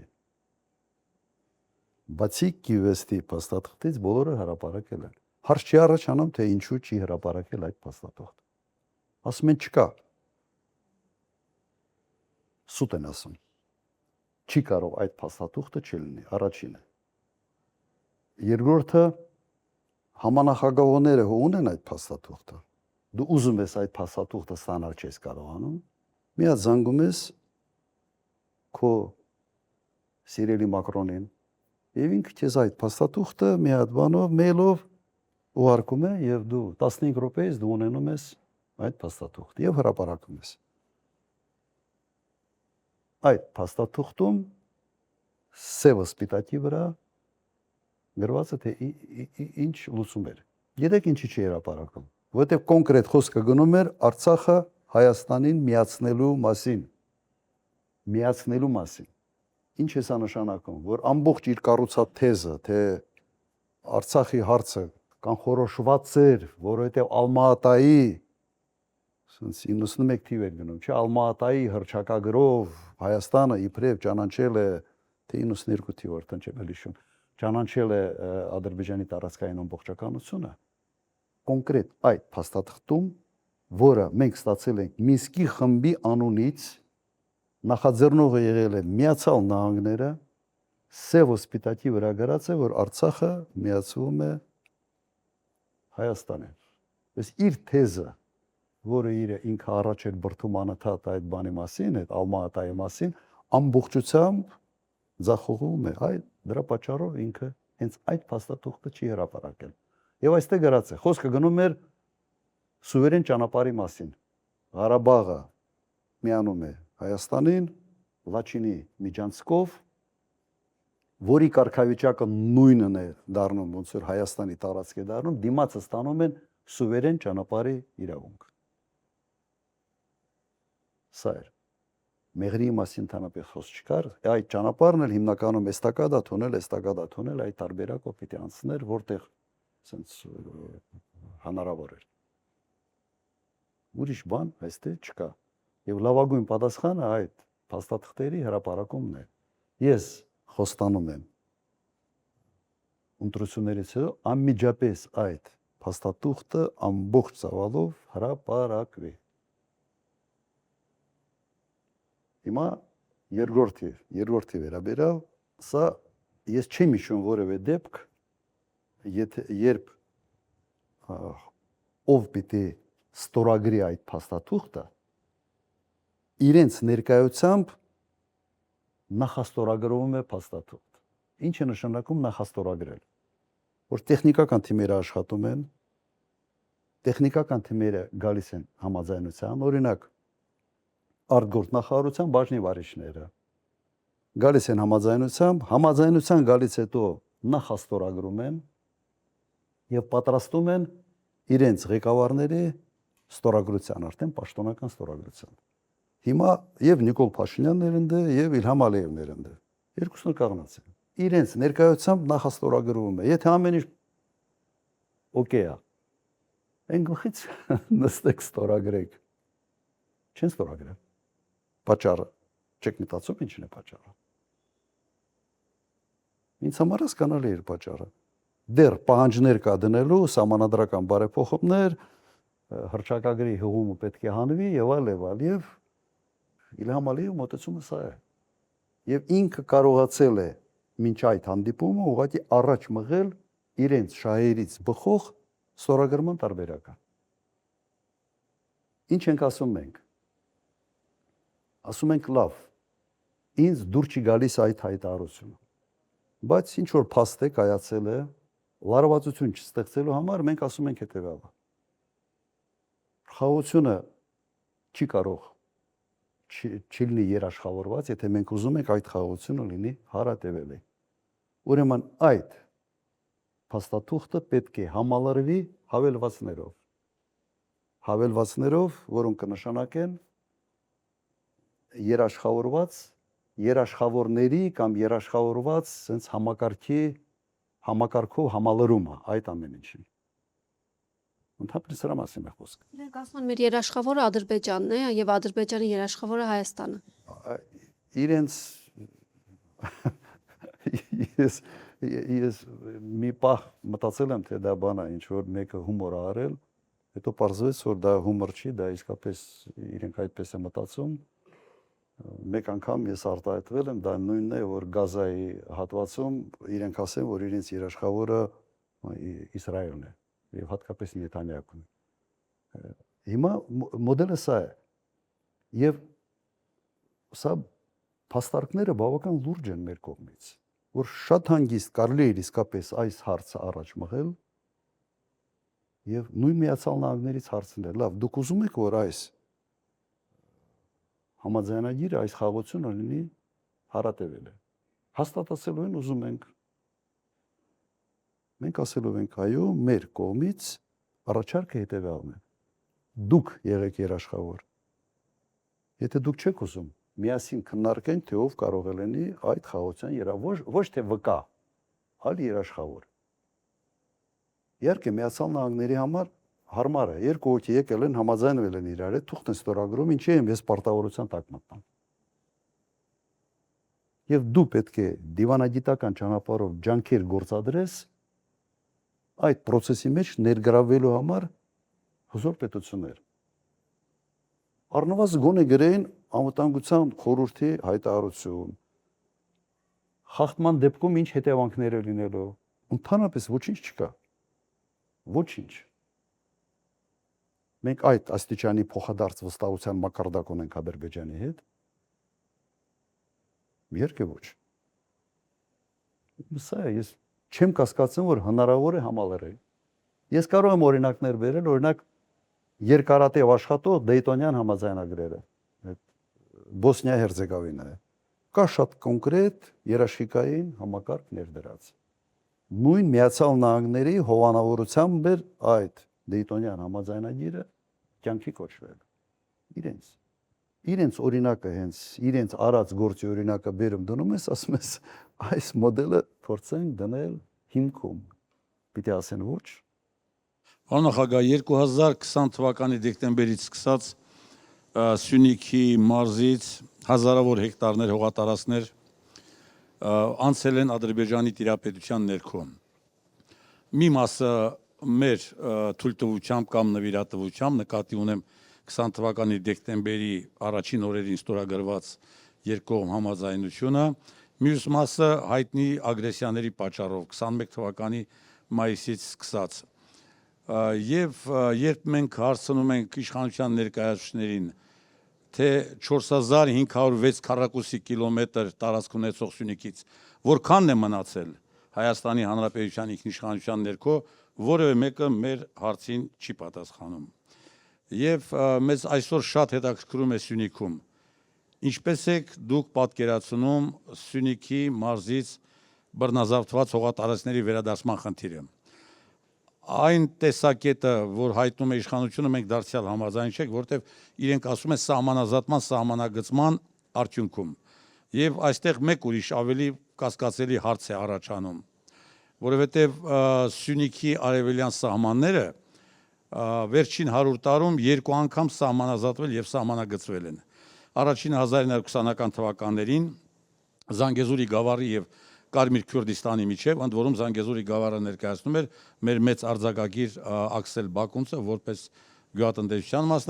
մասնագետ եւ երկրորդ անգամ 1980-ականներին Վլադիմիր Մովսյանի գլխավորությամբ։ Այսինքն 2 անգամ արդեն իսկ սահմանազատված, սահմանագծված մեր արևելյան սահմանների ինչ իմաստ ունի նորից վերստին երրորդ անգամ ճշգրտել։ Այս հարցի վերաբերյալ եւս կուզենայի ձեր վերաբերմունքը, բայց ամենագլխավորը, ինչպես ենք մենք հետ բերելու Սյունիքից բռնազավթված մեր հայրենական տարածքները, խնդրեմ։ Նայեք, առաջինը ինչ պետք է արվի, պետք է իշխանապողությունից հետո պետք է արվի մի հատ աուդիտ։ Այս մարդիկ ինչ են խոստովել։ Այսօր հանրությունը չգիտի։ Թվում էր թե 18 թվականից իշխանությանը եկել ամենից թափանցիկ իշխանությունը, պարզվել է, որ եկել է ամենից փակ իշխանությունը հանրության համար։ Դե մի բան ասում են, լրիվ ուրիշ բան տեսնում ենք արդեն հողի վրա։ Պետք է այդ աուդիտը արվի եւ հասկանանք ինչ կարգի պայմանավորություններ կան, այդ պայմանավորությունները բանավոր են թե թղթի վրա դրած են, որ հասկանանք թե ինչի հետ գործ ունենք։ Երկրորդը, ընդհանրապես սահմանազատման բանակցությունները բարդ բանակցություններ են։ Ենթադրում է, որ ամեն քառակուսի մետրի համար բանակցություններ են գնում։ Հիմա Հայաստանը մեկ բան է ցույց տվել, որ պատրաստ է հետ գնալ։ Բոլոր վիճելի հարցա, վիճելի հարցի կապ չունի։ Եթե հիշում եք այդ բանակցությունները, այն ժամանակ GPS-ով են, չէ՞ անում, ինչ որ անհասկանալի, ինչ որ ոչ կանոնակարգված էր, ոչ նորմատիվային փաստաթղթեր են կիրառվել, ոչ մի բան չանելով օրինական, ուրեմն պետք է գնահատենք իրավիճակը եւ ամուր կաղնենք մեր շահերի պաշտպանության գործին։ Եվ երբեք, ասենց ասեմ, սահմանազատման process-ը ինքը իր մեջ կոնֆլիկտ չպիտի անանի։ Չկա կոնֆլիկտ։ Մենք Վրաստանի հետ լավ տարիներ սահմանազատում էինք։ Չի պիտի դա բերի կոնֆլիկտի։ Իրենք ուզում են հետեւյալն է, չէ՞ ասում են, հենց սկսես քո հողերի համար պայքարել, դու հրահրելու ես պատերազմ։ Սա է հիմնական թեզը։ Բա ուրիշ ձևի քո հողը ոնց պիտի պահես, եթե չբանակցես եւ ամուր, այսպես ասենք, բանակցային դիրքերից քո փաստարկներով, քարտեզներով պետք է նստես խոսես։ Հիմա ինչ որտե ես Ադրբեջանի, այսպես ասենք, բանը մոտեցումը, մոտիվացիա կարող եմ բացատրել։ Հիմա դիմացը մեկնա, որ ամեն ինչում հետա գնամ։ Ինչի առաջ չգնալ։ Ես ելնեի բանակցող եւ դիմացի քո այդ բանակցողը դու ինչ պահանջ դնում ես ինքը ընդունում է, ինչ դնում ես ինքը ընդունում է, կրկնակի ավել ես դնում եւս ընդունում է, իհարկե անընդհատ քո պահանջները դու կմեծացնես։ Փաշինյանը այսպես հող հանձնելու էստի համեցեք են, իրեն հողը չի։ Իրեն վերաբերմունքը նաև հողի նկատմամբ մի շատ դիպուկ հայտարարության մեջ արտահայտվեց, էլի, եթե հիշում եք, ինչ ասեց։ Ասեց, այդ սարի համար չենք պայքարելու մի տեղի համար, որտեղ 9 ամիս Սևոջի մասին էր խոսքը։ Հա, 9 ամիս ձունա։ Ես պատկերացնում եմ Ռուսաստանի նախագահը հանկարծ կաղնի, ասի այս ամբողջ Ռուսաստանի հյուսիսը պիտի հանձնել ու ուզում է վերցնի։ Իր նկատմամբ սա բան էր, սա ռեֆլեքսի պես ինչ որ բան էր, ինքը բանը ասել, բայց այդ իր ասածը արտահայտում է իր վերաբերմունքը հողի նկատմամբ ինչպիսին է։ Չկա ինքը սեփականատերի վերաբերմունք այդ հողի նկատմամբ որպես երկրի առաջնորդ չունի։ Ոչ թե անձնապես սեփականատեր, այլ երկրի այդ սուվերենության զգացողություն ինքը չունի։ Եթե ունենար այդ նախադասությունը կյանքում չէր ասի, կյանքում։ Ինքնագիտակցության մեջ իր մոտ դա կա, ինքը դա ասեց։ Պարոն նախագահ, ես ցավով պիտի արձանագրեմ, որ մայրաքաղաքից միշտ չէ, որ երևում է Սյունիքը իր հիմնախնդիրներով, եւ այս օրերին Սյունիք այցելող քաղաքական ուժերի շատերը պատկերացնում եք ագարակից մինչև Սիսիան պատտվում են, բայց Սյունիքյան որևէ խնդրեմ չեն քննարկում եւ լուծման ուղի չեն մատնանշում։ Այսօր մեզ շատ մտահոգում է մեկ այլ հարց եւս եւ կուզենայինք դրա վերաբերյալ իմանալ ձեր դիրքորոշումը։ Վերջին 2-3 տարում շատ մեծ գրոհ է կառավարության կողմից սկսվել Սյունիքի կրթական մշակութային համակարգի հանդեպ։ Շատ վտանգավոր հետևանքներ իր մեջ պարունակող։ Եվ կրթօջախների կրճատում, եւ 300 դպրոց, 500 մանկապարտեզ ծրագրի շրջանակում խոստացած 40-ից ավելի կառուցումների վերաբերյալ մեզ խաբելու փաստը, մի շարք նման այլ փաստեր, բայց ես կուզենայի դրանցից առանձնացնել կրթության նախարարի հայտնի որոշումը հրամանը, որի համաձայն ընթացիկ ուսումնական տարվա նից ուրեմն մեր գյուղական բնակավայրերից 48 դպրոց պետք է չգործեն։ Ընդ որում իրենք մեր մարզը մոտ 100 բնակավայր ունի, պատկերացնում եք, խոսքը մեր մարզի բնակավայրերի կեսի մասին է, եւ մենք փորձ ունենք, որ եթե գյուղում դպրոցը ուրեմն չի լինում, փակվում է, ապա տարիների ընթացքում նաեւ գյուղը ասպարեզից վերանում, հեռանում է։ Այս հարցով մեզ շատ հետաքրքիր է, կրկնում եմ, ձեր դիրքորոշումը, մանավանդ նրանց պատճառաբանությունը շատ սնանկ է, ասենք մի դեպքում ասում են գյուղում երեխաներ չկա, չեն ասում ինչու երեխաներ չկա, մեկ այլ դեպքում ասում են կրթության որակի բարձրացման նպատակ ունենք, որը դարձյալ կարելի է հերքել 1-2 նախադասությամբ, եւ այսպես ուզում են հիմնավորել Սյունիքի դպրոցները փակելու մեր գյուղական բնակավայրերին հարվածելու այս քաղաքականությունը։ Նույնը կարող եմ ասել մշակույթի ոլորտում, այստեղ նույնպես խտրական, շեշտում եմ, խտրական վերաբերմունք է դրսևորվում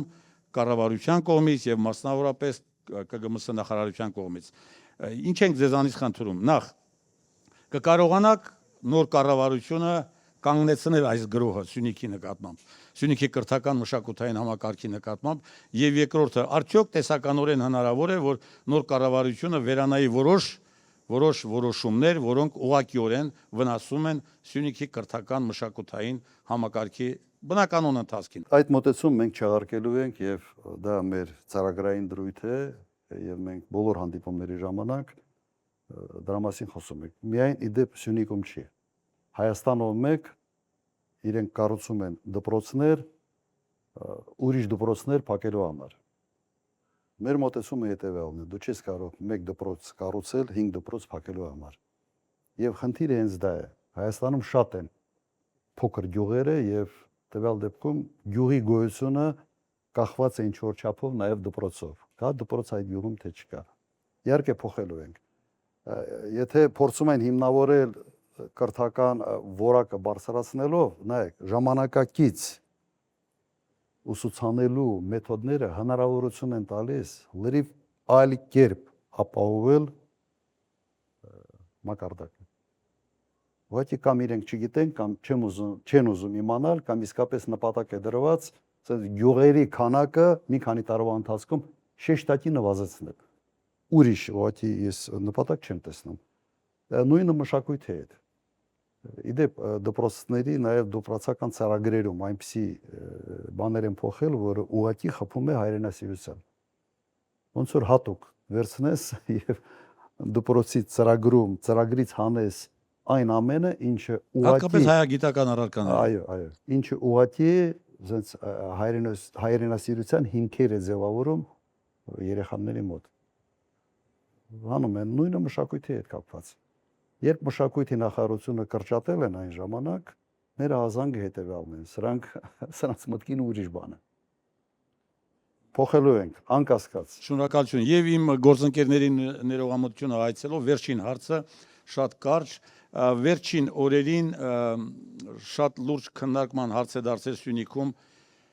Այսպես կոչված անկլավների հետ կապված Տիգրանաշենի հեռանկարի հարցը, որ կարծեք թե օրակարգում է,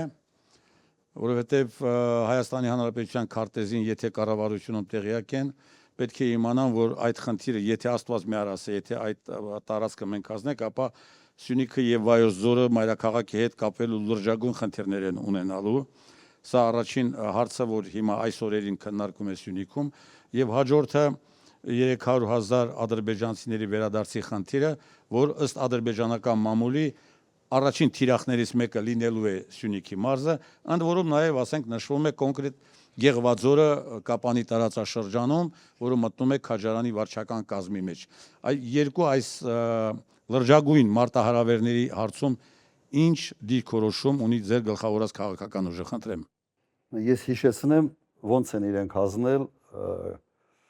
Գորիս-Կաֆան ճանապարհը։ Գորիս-Կաֆան ճանապարհը ոնց են հանձնել։ Իրականում Սովետի ժամանակ Հայաստանն էր սպասարկում եւ ինչ որ GPS-նով հանձնեցին եւ այն ժամանակ կես ժամ էր, չէ՞, եթե չեմ սխալվում, կես ժամվա ճանապարհը։ Հիմա ինչքան ժամանակ է պահանջվում։ Նույն ձևի փորձելու են Տիգրանաշենը հանձնել։ Ասելու են դե մի նոր ճանապարհ կկառուցենք, ինչ որ վերևով եւ այլ դեպի Վեդի։ Այս մարդիկ հողի նկատմամբ չունեն այն վերաբերմունքը, որը ենթադրվում է, որ պետության առաջնորդը պետք է ունենա։ Բոլոր երկրների սահմանադրությունները հետևյալն է գրած. երկրի տարածքային ամբողջականությունը։ Տարածքային ամբողջականությունը նշանակում է կոնկրետ սահմաններով հող, որի վրա ապրում է այդ ժողովուրդը։ Եվ դու պարտավոր ես սա պաշտպանել։ Սա չի հասկանում։ Անկասկած այստեղ կտրականապես հակառակ մոտեցումն է լինելու։ Իսկ վերադարձի ծրագիրը, այսպես կոչված 300,000 ադրբեջանցիների շակերտներուն վերադարձի ծրագիրը։ Վարչապետ հայտարարում է, որ դա հնարավոր չէ, այսպիսի ծրագիր չկա եւ այլ։ Ադրբեջանի նախագահը, բարձրաստիճան պաշտոնյաները անընդհատ խոսում են դրա մասին։ Ֆինանսավորվում է նախագահականից մի հասարակական կազմակերպություն, որը մշտապես դրա մասին խոսում է։ Սա պետական քաղաքականություն է։ Եվ եթե այսպես շարունակվի, ապա ես չեմ կասկածում, որ վերջը գործ հասնելու է նաև դրան։ Ուղղակի չեմ կասկածում։ Եվ հիմա ինչ է ասում Փաշինյանը, ասում է դուք որ խոսում եք Արցախի վերադարձի մասին, արցախցիների վերադարձի իրավունքի մասին, իրենք էլ խոսում են 300,000 ադրբեջանցիների։ Իմիջիալոց առաջինը այն ժամանակ վիճակագրությամբ 160,000 մոտ ադրբեջանցի կար Հայաստանում, ոչ թե 300,000։ Երկրորդը դրանց ճնշող մեծամասնությունը փոխանակման ծրագրերով են գնացել Ադրբեջան եւ այսօր բազմաթիվ գյուղեր կան, որոնք այն ժամանակ փոխանակման ծրագրով են։ Չկա, դու չես կարող նույն հարթության վրա դնել, երբ որ կողմերի համաձայնությամբ տեղաշարժ է եղել, մեկից դուրս են եկել եւ գյուղերի փոխանակում է եղել, դու չես կարող այդ ծրագիրը այդ խնդրից խոսալ ադրբեջանական տերմինաբանությամբ, չես կարող խոսալ։ Սա ոնց որ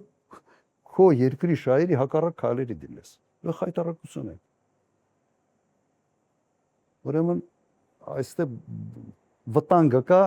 եթե Նիկոլ Փաշինյանը մնա իշխանության, համոզված եմ, որ վերջով հասնելու ենք դրան։ Սկսելու են ադրբեջանցիների վերադարձի ծրագիր իրականացնել Հայաստանում։ Չեմ կասկածում։ Պարոն նախագահ, թույլ տվեք հարցը սկսել ցիտատով, ուրեմն Հայաստանը գնում է Բանդերովյան Ուկրաինայի ճանապարհով։ Սա Դմիտրի Մեդվեդևի խոսքերն են երեք հայտարարված։ Ինչ եք կարծում, Զելենսկիի այցը Հայաստան Ռուսաստանի համբերության բաժակը վերջնականապես լցրեց, վերջին կաթիլն էր։ Ես շատ կցանկանայի, որ դա վերջ կաթիլը չլիներ։ Հայտարարությունները շատ կտրուկ են եւ կոշտ երեք։ Եվս դա ենթադրությունների դաշտ ենք մենք մտնում, իսկապես շատ կոշտ են հայտարարությունները։ Հույսով եմ, որ վերջ կաթիլը չի, բայց եթե քաղաքականությունը չփոխվի, այո, վերջ կաթիլն է դառնալու։ Միգուցե վերջի զգուշացումն է, բայց իմ տպավորությամբ, որ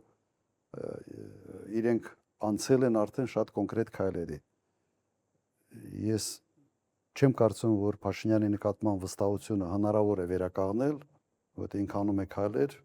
որոնք ոնց որ անդարձելի են դա process-ը սարքում։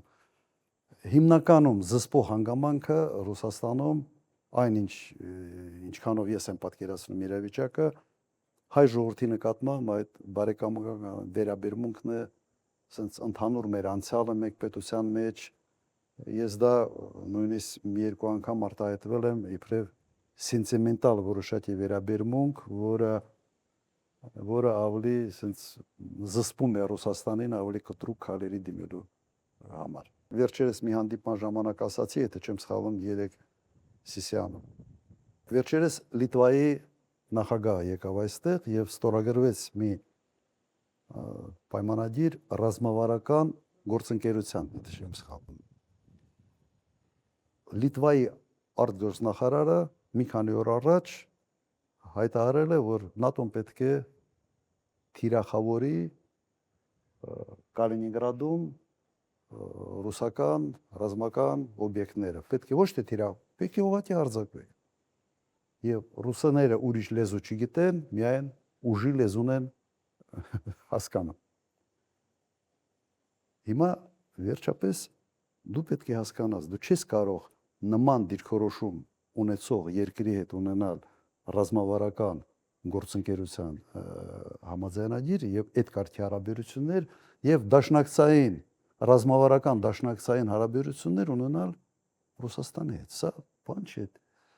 կարճ միացում է տալիս։ Կոնկրետ Լիտվայի արտգործնախարարը ասում է, ոչ միայն Լիտվայի, բայց նաեւ Լիտվայի ասում է, որ մենք պատերազմի մեջ ենք Ռուսաստանի հետ։ Ռուսաստանը փաստաթղթերով քո ռազմավարական դաշնակիցն է։ Չես չհարգել։ Չես կարող այս երկու հանգամանքը իրար հետ չի համադրվում։ Գոնե այս վիճակում զուսպ մնա, դու այս պահին, որ չստորագրեր այդ պայմանագիրը, ասենց աշխարհը կփլզվեր, չէր փլզվի, չէ։ Մի հատ հարաբերությունները կարգավորի քո դաշնակցի հետ, որից հետո կամ համբերություն ունեցող մի քիչ համբերի սպասի,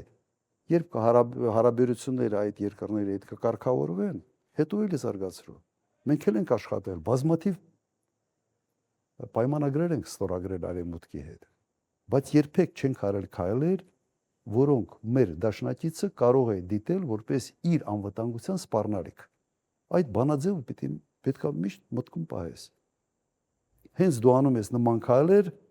դու ոնց որ կամուրջներ վառես։ Այս վիճակն է։ Պարոն նախագահ, եթե թույլ տաք մեկ փոքրիկ հարցել, Հայաստան-Ադրբեջան հարաբերությունները ինչ ձևաչափով եք դուք պատկերացնում, եթե իշխանության գաք, որտեղ մեր իշխանությունները արդեն նկարագրեցիք, ամեն ինչ զիջում են եւ սա էլ դնում են իրենց ասած խաղաղության, այսպես ասած, ճարտարապետության հիմքում։ Եթե այդպես չէ, ապա ինչպես պետք է վարվել։ Մի միտք պետք է ասեմ, որը մի քիչ կտարբերվի միգուցե այսօրվա դիսկուրսից։ Ենթադրվում է եւ այսօր սա ասենց գերակայող թեմա է դարել, որ առանց խաղաղության պայմանագրի ընդհանրապես հնարավոր չի հարաբերություններ կառուցել, չէ՞։ Սա ասենց միջև այդ խաղաղության պայմանագիրը չլինի, որևէ կերպ հնարավոր չի կառուցել հարաբերություններ։ Հիմա աշխարհում առնվազն մի քանի տասնյակ դեպքեր կան, որ կան սահմանային վեճեր, կա չպայմանավորված այսինքն կամ տարածքներ, որոնց նկատմամբ վիճում են այդ երկրները, բայց այդ երկրները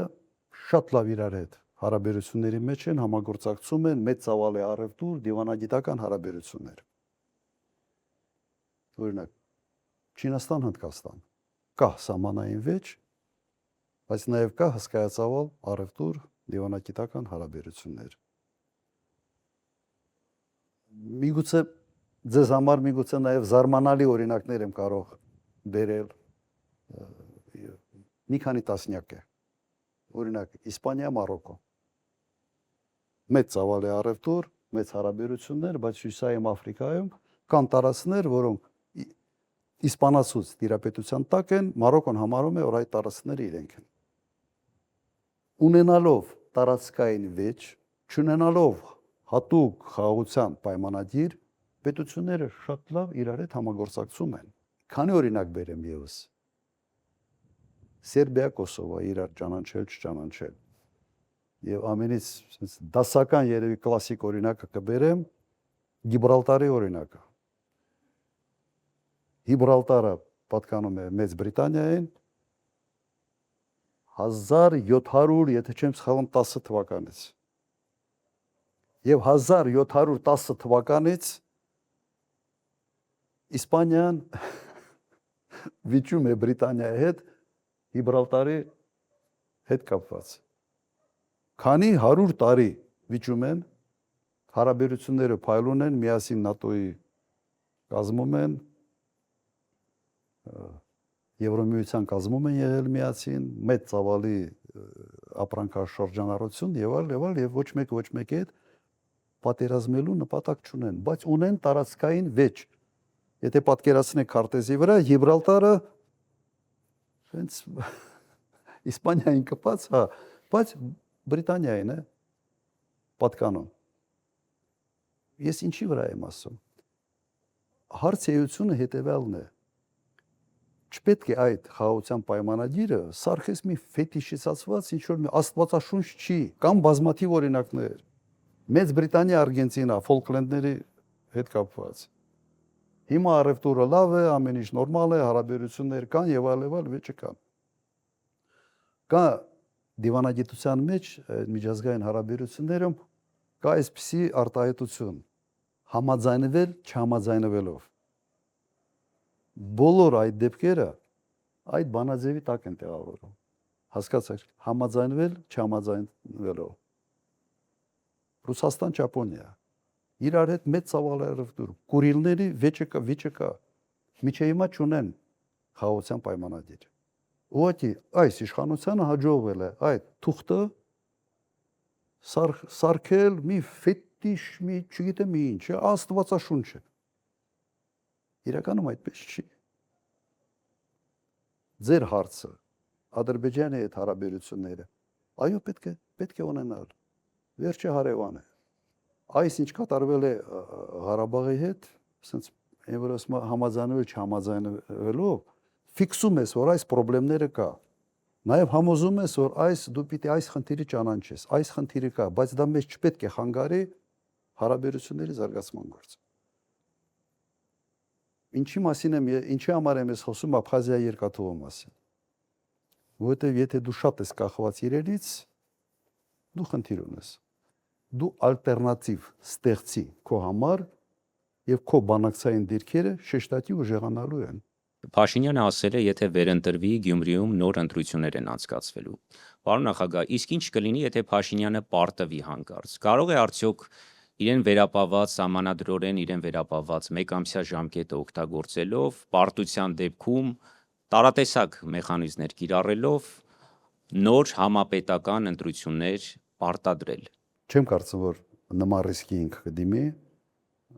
որտեղ այդ ռիսկը հղի է լինելու ասենց հեղափոխական հետևանքներով։ Որտեղ հանրությունը ասենց մի քիչ տաքացած է, կրքերը բորբոքված են եւ այսպես ասենք տարբեր կուսակցությունների, միավորների ընտրազանգվածը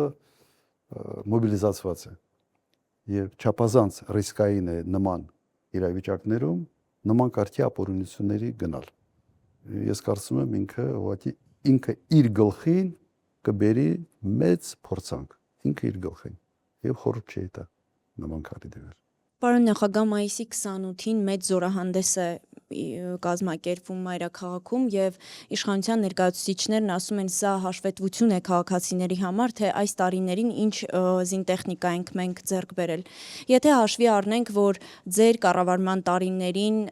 ձեռք բերված զենքերի մեծ մասը առանց որևէ կրակոցի հանձնվել է թշնամուն, ինչպես եք կարծում, ինչպես կվարվեն այս զենքերի հետ։ Եվ եթե թույլ տաք, կշարունակեմ Լիայի հարցը այն մասին, որ Փաշինյանն ասում է, եթե չվերընտրվեն պատերազմ է լինելու, նա նաև ժամանակահատված է նշում, ասում է սեպտեմբերին։ Եթե ենթադրենք, որ Փաշինյանը չի վերընտրվել եւ Ադրբեջանը այնուամենայնիվ ռազմական գործողություններ է սկսել Հայաստանի նկատմամբ, ինչպիսին են լինելու ձեր քայլերը։ Պարադի վերաբերյալ կլինի պարադ, ես կառաջարկեմ նաև ձեզ նայել ինչ են ցույց տալիս, անմիջապես հաշվարկել գները այդ ցույց տված տեխնիկայի հնարավորությունները, տեխնիկական տվյալները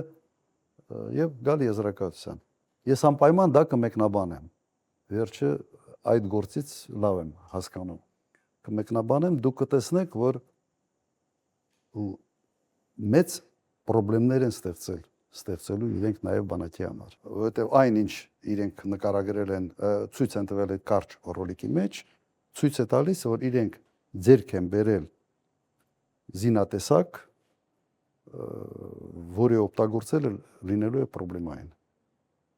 Դու այդ զինատեսակը չես կարողանալու, այդ հրետանիները չես կարողանալու ապահովել արկերով։ Ինքը զինատեսակը անգամներով թանկ է, քան իր sense անալոգները ռուսական, արկերը երակի, քառակի ավելի թանկ են, քան ռուսական։ Իրենց այդ 8 միլիարդով ավելացած պարտքը, մեկը ինչ էլ ցույց տան չեն կարողանալու գոտի տեղավորել այդ հսկայական պարտքի մեջ։ Կարծում եմ նպատակը սա է եւ ավելի շատ դա այդ զորահանդեսը լինելու է քարոշչական զորահանդես։ Մի հատ տեսնենք։ Ես իմ տպավորությունը եւ իմ ինֆորմացիայով մեր բանակը ավելի շատ պահակային բանակ է դարել, որովհետեւ չի երիքում զինվորների քանակը եւ մարդիկ շաբաթներով ուղղակի առաջի գծում ըստ էության պահակության ռեժիմով են ծառայում եւ այդ ժամանակը նույնիսկ չունեն լուրջ տրեյնինգ անցկացնելու համար։ Իսկ այսօրվա բանակը եւ այսօրվա ինչ որ տեսնում ենք Ուկրաինայի դեպքերից հետո այսօրվա մարտական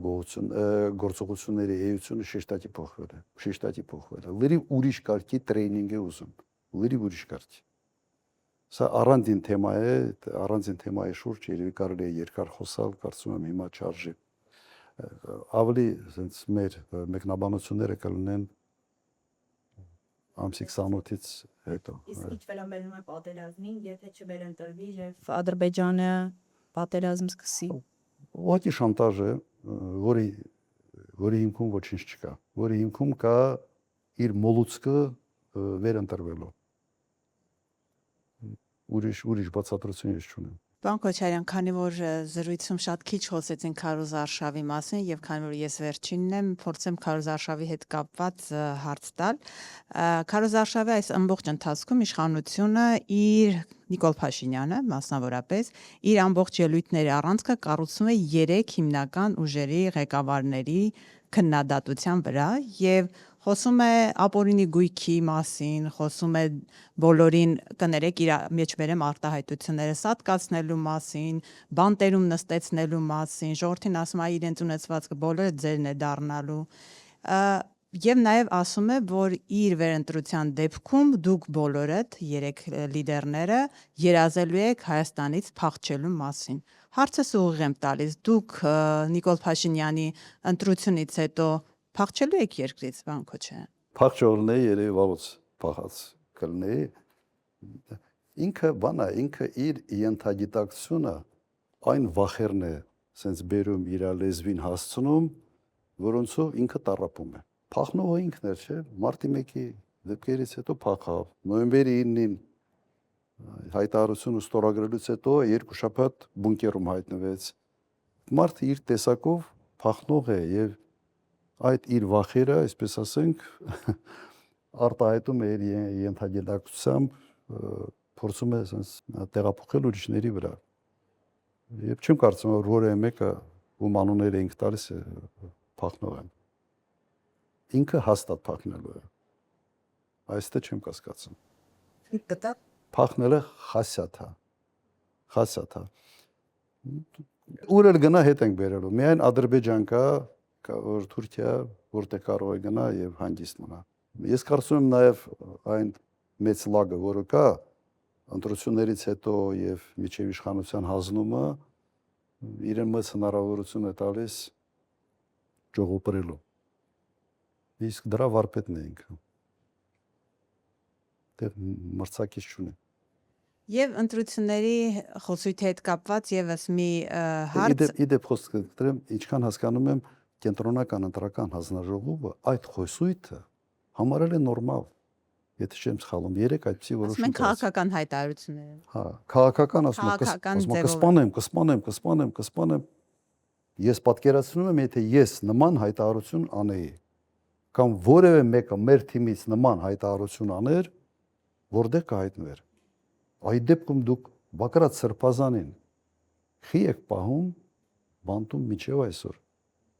Ինչ որ նարկոմանների հետ կապված ասելա գյուլելա պետք։ Չէ, եթե չեմ սխալվում, բանում նյութերում դա է։ Հիմա Նիկոլ Փաշինյանը իշխանություն ունենալով ասում է կսպանեմ։ Հային ձեր չի ուզում։ Հիմա ինչ ասեմ։ Սա է մեր իրականությունը։ Եվ մի հարցի եմ ուզում անդրադառնալ կրկին Քարոզարշավի խոսույթի հետ կապված։ Պարոն Քոչարյան, Նիկոլ Փաշինյանը 2 օր առաջ Արաբգիրում էր եւ քաղաքացիները բավականին շատ ընդդիմախոսներ կային եւ այնտեղ նա հունից դուրս եկավ եւ մասնավորապես արցախցիների հետ կապված այնքան էր հունից դուրս եկել, որ ասում էր դուք ինչ գործ ունեք այստեղ, դուք ինչու չեք զոհվել այնտեղ։ Դրանից հետո ինքը արդարացավ, ասաց ես ամբողջ արցախցիներին չեմ ասել, եւ Արցախի պսևդո էլիտային եմ քաղաքական ասել։ Էլի հարցս ուղիղ է, պարոն Քոչարյան, ինչու օրինակ դուք չեք զոհվել։ Այդ հարցը ինձ եք տալիս, թե իրեն պիտի տակ։ Երբ ասում է, որ օրինակ, 200 քառակուսի կիլոմետր Հայաստանի տարածքից որ հանձնեց, ինք սուվերեն տարածքից, ինք ԿՊ էլիտայի հետ ինչի չի զոհվել։ Ես կարծում եմ ամենից արդարը կլներ 44 օրյա պատերազմ պարտվելուց հետո, եթե ինքը մի քիչ թասիբ ունենար, ինքը պիտի ինքնասպան լիներ։ Ինքը պիտի ինքը իրեն խփեր։ Արցախ հանձնելուց հետո պիտի կախեր ինքը իրեն։ Հիմա ինչ վերաբերում է ինձ, ես Արցախից որպես հաղթանակած նախագահ եմ եկել Հայաստան։ Այլ ոչ թե պարզված եւ կզած ինչպեսին ինքն է։ Ամենից այդ բանը այդ ինչ որ ասում եք, երևի ամենից շատը իսկապես իրեն է վերաբերվում եւ մենք պետք է հիշենք հետեւյալը։ Արցախից մարդիկ դուրս են եկել 9 ամիս շատ կոշտ բլոկադայից հետո։ 9 ամիս շատ կոշտ բլոկադայից հետո։ Եվ Հայաստանը չի արել ոչինչ, ես չեմ ասում ռազմական գործողությունների մասին, նաև քաղաքականապես չի արել ոչինչ այդ հարցը լուծելու համար։ Բլոկադան որտեղից հայտնվեց, այսպես ասենք, սկսեց էկոլոգիական, հիշում եք, շարժումով, ավարտվեց հենց տոտալ բլոկադայով։ Երբ ինքը ստորագրեց հոկտեմբերի 6-ին Պրագայում մի հայտարարություն, որտեղ ինքը ճանաչեց Արցախը Ադրբեջանի մաս, անմիջապես Արցախի ժողովրդի ինքնորոշման իրավունքը վերափոխվեց սեպարատիստական շարժման։ Սա պրինցիպիալ ձևով փոխեց իրավիճակը։ Տարբերությունը ես կրկնեմ,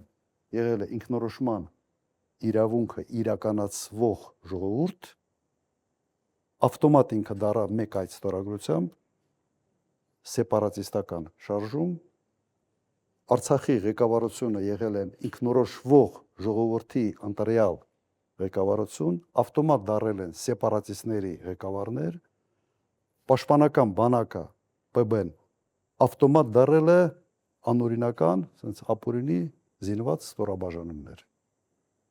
Ադրբեջանը արդեն կոչեց ահաբեկչական միավորումներ։ Դուք պատկերացրեք մեկ մարդու ստորագրությամբ ինչպիսի տրանսֆորմացիա կատարվեց Ղարաբաղի հետ։ Այդ մարդը իր պատասխանատվությունը չի զգում ինքը ինչ արել։ Մակրոնն ա իրեն համոզել, ինքն է Մակրոնին համոզել, Ալիևն է համոզել, ես չգիտեմ ինչ է կատարվել այդ խոհանոցի մեջ։ Բայց մեկ ստորագրությամբ ամեն ինչը սենց շուռ եկավ, ամեն ինչը շուռ եկավ, եւ հետևանքները սա են։ Ինքը ուղղակի մեղավոր է, ուղղակի պատասխանատու է այն ամեն ինչի հետ, ինչ կատարվեց Ղարաբաղի հետ այդ օրերին 23 թվականի սեպտեմբերին։ Ամեն ինչը ինքը բացատրություն չունի եւ իսկապես դրանից հետո այդ մարդը պետք է ինքը իր հարցը լուծել, եթե մի քիչ, sense մի գրամ բան ունի, պատասխանատվության զգացում ունի ժողովրդի հանդեպ։ Հիմա այդ ժողովրդին ասում է խիչեք մեռը։ Ենթադրում եմ, որ ինքը շատ ուրախ կլներ, որ ընդհանրապես մեռնեին։ 5000 զոհ, 12000 վիրավորը տվեց, մարսեց, վերընտրվեց։ Հիմա էլ ասում եմ, ինչ ա եղել, 120-ն էլ ընդեղ մեռնեին։ Կգամ կասեմ, կչոքեմ, կգնամ գերեզմաններին, ծաղիկ կդնեմ, կչոքեմ, ձեռը սրտի վրա կդնի, ինչ որ դերասանություններ կանի եւ հերթական անգամ կմարսի։ Երևի դա է։